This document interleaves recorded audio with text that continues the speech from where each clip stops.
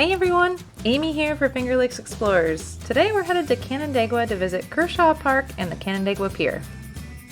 Most of the Finger Lakes have some kind of park at the northern tip, and while the parks on the southern end of the lakes tend to get more foot traffic and notoriety, and with good reason, they're typically home to more of the gorgeous gorges and some world-class waterfalls. The northern tip parks have a whole lot to offer and really shouldn't be overlooked. They generally have more dramatic views of the lakes, beaches, and more open green space than the gorge parks of the south. All of this is true for Kershaw Park on Canandaigua Lake, which is why we think it's one of the best of the northern parks in the Finger Lakes.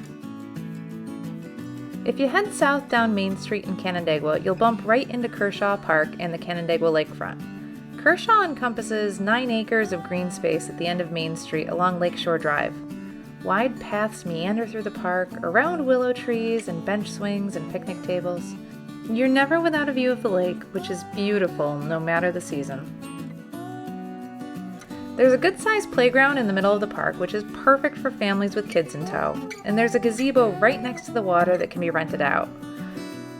There's also a decent-sized public beach with lifeguards that you can access for a small fee if you're not a resident of Canandaigua, along with a bathhouse, lockers, and restroom.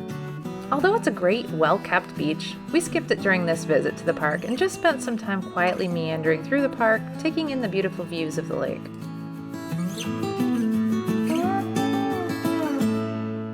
Just across Lakeshore Drive, there are a ton of great options for food, drinks, and treats. We stopped by one of our favorite Canandaigua breweries, Young Lion, for a couple IPAs.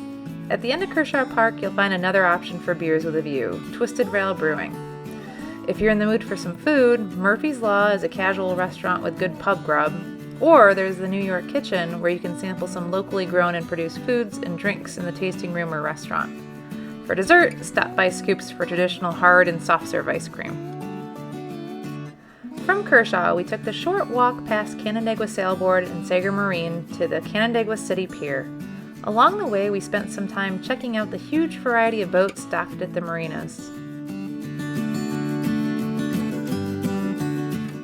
One of the most unique sights in the Finger Lakes can be found at the end of this pier. 3 mini streets are home to dozens of unique and charming little boathouses that date back well over 100 years. These houses are strictly meant for boats. No owners are allowed to reside there. However, many of the houses have indoor and outdoor lounging areas where folks can relax for the day between boat trips.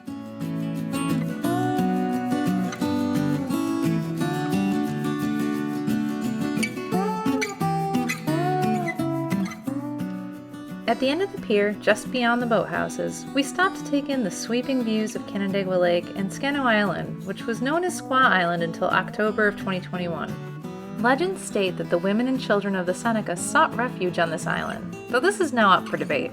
However, the island has been state protected land since 1918 and is often referred to as the smallest state park, though technically it isn't. However, it is only one of 2 islands in the Finger Lakes, which makes it pretty unique. That wraps up our visit to Kershaw Park and the City Pier in Canandaigua. Have you visited before? Leave a comment below and let us know your favorite things to do around Kershaw and the northern end of Canandaigua Lake. And don't forget to like, subscribe, and ring that bell to stay up to date on our latest videos. Thanks for watching!